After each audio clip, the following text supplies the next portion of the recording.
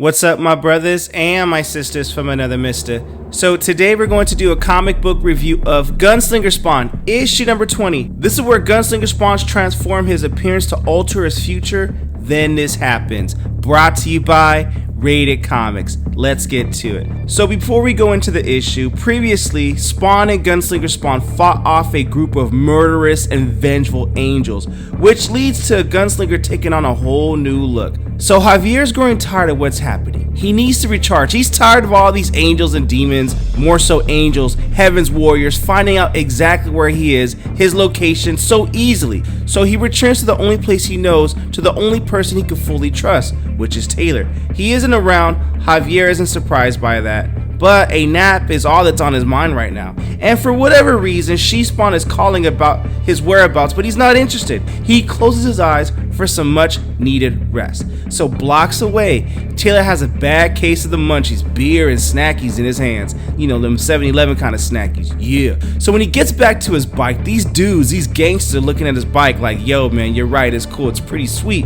Well, yeah, you know, I got it back east, thank you for admiring it, but I'm late for something, guys, so enjoy your day. And these guys are like, nah man, this ain't safe around you to be around here. We ain't done looking at your bike yet, bruh. So they take him by the wrist, throw him back, and this gangster tells him, you know what, give us your beer and your bike and we call it even. And Taylor has some words for him, F you, but you know what, it's not the answer that we're looking to hear. So they give him a beat down, and the beating is so brutal that, yo, they run over his hand with this bike too, on top of getting fists and sticks in his ass. Not literally though, they're just going to work on the bro. So a few broken bones happens with his hand, but he somehow manages to get up and lunge his helmet at the back of this guy's head. So the rider turns around and barrels down on him like a charging bull, about to run him over. But you know what? Something immovable happens, and that's Gunslinger Spawn appearing, stiff arming the body like an NFL running back to a linebacker. Nah, son, tell your mama to save me a plate, cause we hungry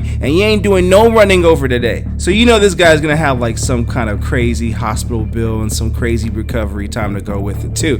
But you know what? That doesn't concern Gunslinger. And Gunslinger looks up all majestic with this new look. Time to go, Taylor.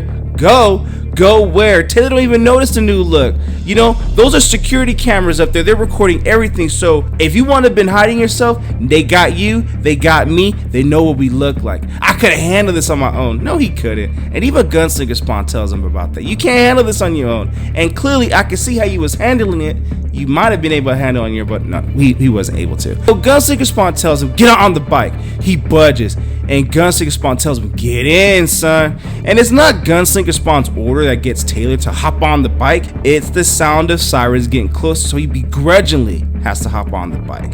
So back at the motel, both men hurry up and pack their belongings. They need to get out on the move. And this dinosaur goes in the bathroom, and Taylor's like, see, I'm done, but I gotta go pee first. But he's gonna wish he had a stronger bladder, because when he goes to the bathroom, this dinosaur is waiting for him. And there's this movie reference here of The Hangover, but instead of a tiger in the bathroom, he wishes it was a tiger in the bathroom, because that was a full-on Jurassic Park in the toilet. But now Taylor goes to another movie reference. I think we're gonna need a bigger boat. And I think that's a Jaws reference. And Gunslinger Spawn don't know nothing but no damn movie reference. A boat? This makes no damn sense. So in 2 seconds, none of that's gonna matter, because she enters the front door like she owns the place. And why wouldn't she? Afternoon, gentlemen. Why you coming back like that? And where were you at on Valentine's Day? Look, if you guys have been reading this Gunslinger Spawn, she made an appearance back in issue number 4. So Gunslinger Spawn knows who she is. They've met before, but not in that kind of way. She came in a more brutal kind of way. So Gunslinger Spawn pulls out his guns. You got 1 minute to explain yourself, woman. He draws the hammer back on both of those pistols. Obviously, you've learned nothing about how to navigate in these modern times, says Dakota. I'm gonna need you to be better than that. A giant then explodes from the bathroom, unleash an attack, altering its size on the fly, so as to avoid most of Gunslinger Spawn's bullets. A few still find their mark. No, that's not why I'm here. I don't want this fighting. She needs to stop all this quickly.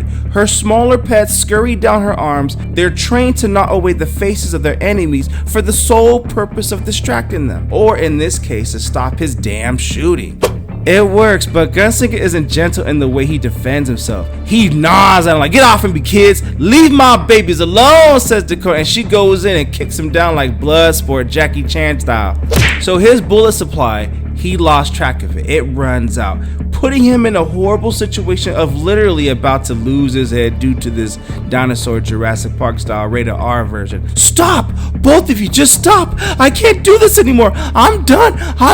Taylor's having a panic and mental breakdown with all the violence happens. And surprisingly, all the chaos does stop. Dakota approaches him and gets all sentimental with him like, "Are you okay, Taylor? Can I help you anyway?" "Help? You shoved the monster in our hotel room? You want me to relax and take a deep breath? Get your hands off of me." None of this makes any sense anymore. What happened to my dad? All the crazy shit where everyone keeps trying to kill me and I don't even know why. "Well, what's happening isn't about you," says Dakota. "You're just caught in the middle of something." "This isn't normal," says Taylor. "You're all freaks and my dad was part of it. Why?" "Well, I'm sorry you're scared, but that wasn't my intent," says Dakota. "I just want to get Gunslinger Spawn's attention. But here, I'll pull things back for you." She utters what sounds like an ancient chant, causing a dramatic transformation to her 6-ton pet. The dinosaur gets small and kind of cute again. So Dakota gives him the real. "Let's get to why I'm really here. I'm looking for your help." And Gunslinger gets all sarcastic like, "So bringing demons to attack is how you sweet talk, folks?" Look, I get the sarcasm. Good for you. And what about Clown? How does he fit in all this? That was referencing their previous encounter. "That's the main reason I'm here," says Dakota. "I'm here to actually kill him, and I think you can help me with that." Gunslinger is confused by all this, and so Dakota tries to make it sweeter for him. "And if you do that, I'll tell you what you've been wondering all about." "And what would that be?" says Gunslinger. "How everyone is able to locate you so easily. And as an act of good faith, give me your hand, Taylor." And she heals him as a sign of good faith. Seconds later, Taylor's hand isn't broken no more, but the sound of sirens shatters that moment of relief. Taylor realizes 4 cop cars just pulled up. So Dakota's like, "That's okay. I knew they eventually would show up, but I've got a plan. So if we want to get all out of here, I need you guys to hold my hands." They're hesitant at first, but they oblige. So when the police storm their motel room, they find the room totally thrashed as to no clues why. And on the outskirts of that town, that's where they are. So Dakota tells them, "I can't transport us far or long distances, and we can't take the roads. There'll be cops everywhere, but we need to get over that mountain range. We don't have our bikes or horses. It'll take far too long," says Gunslinger Spawn. "Oh, don't worry. I got something better than horses." And with another gesture, she again magically morphs 2 small dinosaurs to roughly the size of mountable stallions. Woo!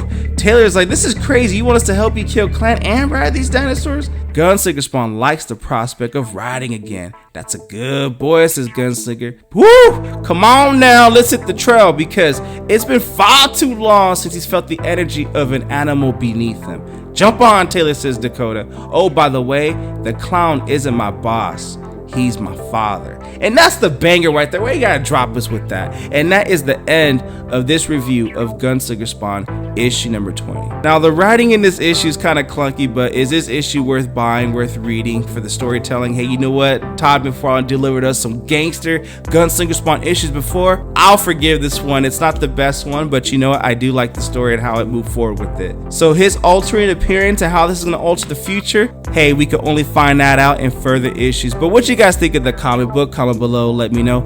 Also, link in description if you wish to purchase this comic book and or some of our other Rated Comics exclusives to add to your comic book collection. Support the art, support the industry. Lastly, this review is sponsored by coffee, so if you'd like to buy your boy a cup of coffee, link in description or donate to the Super Thanks. But the greatest compliment you guys can do is by liking this video and subscribing to Rated Comics YouTube channel. Thank you again for watching. Until next time.